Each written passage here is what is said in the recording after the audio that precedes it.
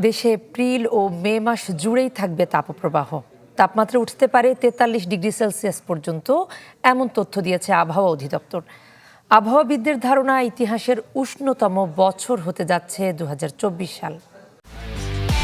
একমাত্র ওয়ালটন এসি দিচ্ছে 1 বছরের রিপ্লেসমেন্ট গ্যারান্টি এবং কম্প্রেসরের 10 বছরের গ্যারান্টি। মধ্যপ্রাচ্যের মরুভূমির গরম যেন চলে এসেছে দেশে। চারিদিকে বইছে গরম হাওয়া। দিনের বেলায় ফোস্কা পড়ার মতো রোদে বাইরে বের হওয়াই কঠিন। মাঝে মধ্যে রাজ্যের মেঘে ভেসে এলেও ক্ষণিকেই মিলিয়ে যায় সেই স্বস্তি। দিনে রাতে সমান অস্বস্তিতে সাধারণ মানুষ। সুখবর নেই আবহাওয়া অধিদপ্তরের কাছেও। তাদের পূর্বাভাস শুধু চলতি মাসই নয়, আগামী মাসেও থাকবে এমনটা। তাপমাত্রার পারদ উঠতে পারে 43 ডিগ্রি সেলসিয়াস পর্যন্ত। বছরটি হতে যাচ্ছে উষ্ণতম বর্ষও। এই যে বিদ্যমান তাপপ্রবাহ এপ্রিল মাস জুড়েই অব্যাহত থাকবে এবং আগামী মে মাসেও, যেহেতু উত্তপ্ত মাস, মে মাসের 18ই মে 1972 সালে 45.1 ডিগ্রি সেলসিয়াস তাপমাত্রা রেকর্ড করা হয়েছিল। এইটাই দেশের সর্বোচ্চ তাপমাত্রা।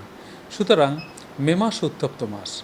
সুতরাং এই যে বিদ্যমান তাপপ্রবাহ, এই তাপপ্রবাহের আওতাধীন এরিয়া আজকে থেকে একটু বৃদ্ধি পাবে। 22 তারিখের পর আওতাধীন এরিয়া একটু কমে যাবে, বিশেষ করে সিলেট, ময়মনসিংহ এবং চট্টগ্রামের কিছু কিছু এলাকা এবং রংপুর বিভাগের কিছু কিছু এলাকা।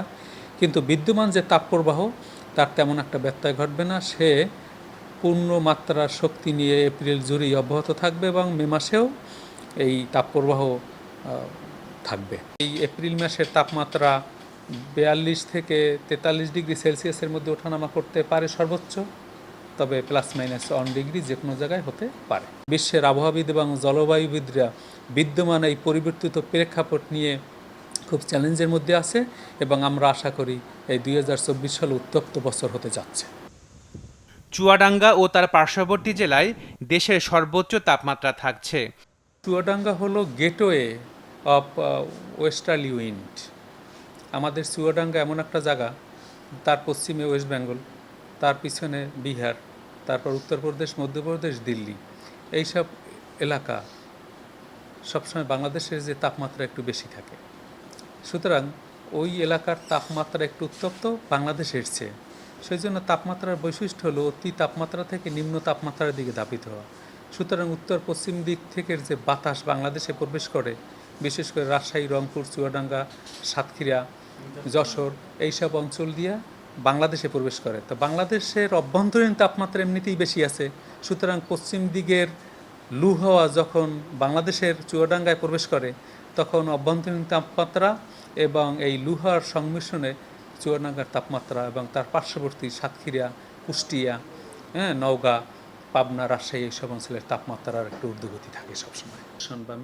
বিশেষজ্ঞরা বলছেন, এল নিনো, জলবায়ু পরিবর্তন, প্রাকৃতিক ও মানবসৃষ্ট কারণেই বাংলাদেশ সহ বিশ্বব্যাপী বাড়ছে তাপমাত্রা। এল নিনো যদি সক্রিয় থাকে, তাহলে পূবলি বাতাসের গতিবেগ কমে যায় এবং বাংলাদেশের বঙ্গোপসাগরে জলীয়বাষ্পের বাষ্পায়নের হার কমে যায়।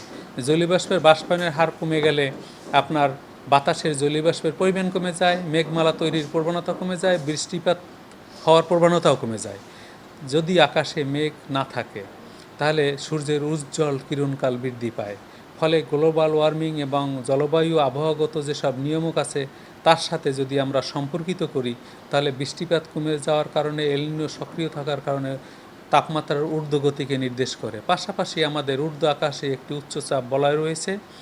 দিল্লি হতে একদম ভিয়েতনাম পর্যন্ত এই উচ্চচাপ বলয়ের অবস্থান হওয়ার কারণে আমাদের ভূপৃষ্ঠ যে উত্তপ্ত হয়, সেই উত্তপ্ত বাতাস বিকিরণ করে ঠান্ডা হওয়ার যে প্রবণতা, লং ওয়েভ রেডিয়েশন বিকিরণ করে, তার প্রবণতা বাধাগ্রস্ত হচ্ছে। ফলে একটা টেম্পারেচার আবদ্ধ হয়ে পড়েছে। আমরা বলি টেম্পারেচার কনফাইন্ড হয়ে একটা হিট ট্র্যাপে পরিণত হওয়ার কারণে এই বিদ্যমান তাপপ্রবাহ দীর্ঘদিন ধরে অব্যাহত রয়েছে।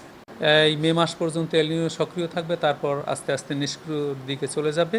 সেই কারণে আমরা আশা করি এবারের 2024 সাল একটি উত্তপ্ত বছর হিসেবে বিবেচিত হবে। দেশে আপাতত ঘূর্ণিঝড়ের কোনো সম্ভাবনা দেখছে না আবহাওয়া অধিদপ্তর। তবে আপাতত এপ্রিল মাসে কোনো সম্ভাবনা আমরা দেখছি না। আশাকেন প্রিন্স, চ্যানেল 24, ঢাকা।